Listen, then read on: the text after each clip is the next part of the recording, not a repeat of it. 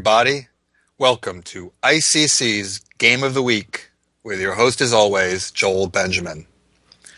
Russia has had to come to grips with the loss of its dominance in team competitions.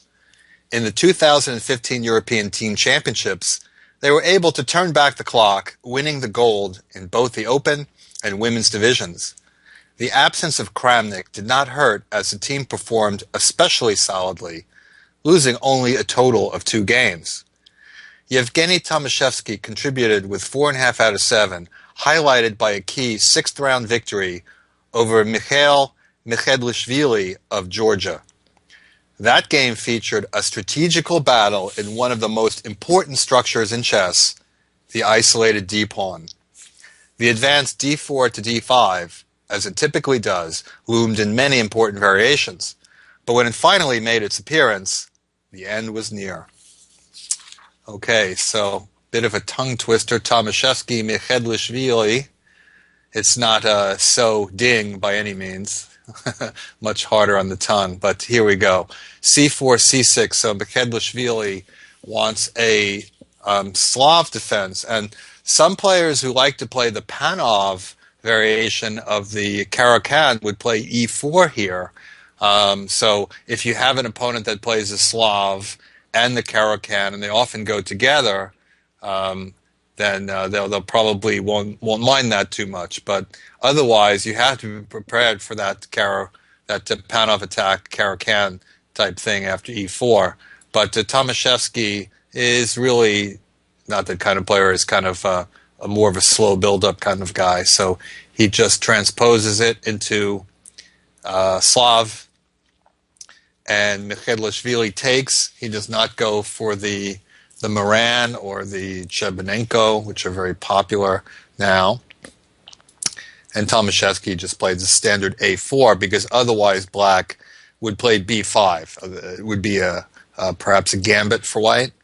So a4 in order to recover the pawn on c4. And in this position, which has occurred thousands of times, by far the main move here is bishop f5.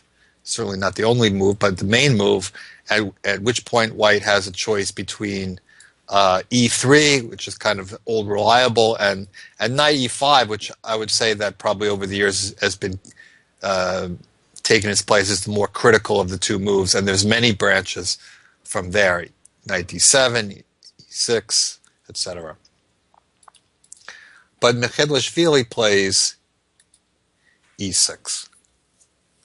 So if white gets greedy and wants to put this pawn on e4, then black can play bishop b4, and then we're looking at a pawn sacrifice for white.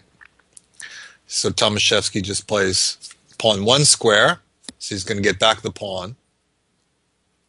And at first thought, you think, well, here black didn't manage to get his bishop outside of the chain, but the reason is that black wants to play c5 right away.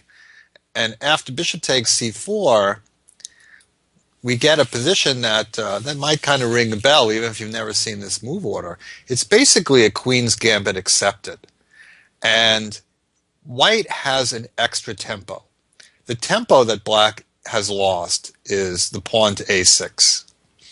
And when black plays pawn to a6, he's preparing to play b5, and that convinces white often, although less so these days, to play the move a4 to prevent b5.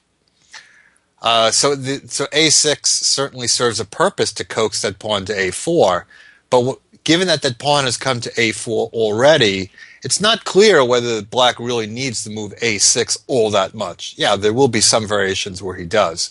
So black is saying that I just want to play this position, this isolated pawn position, where you've had to put your pawn on a4, usually in IQP.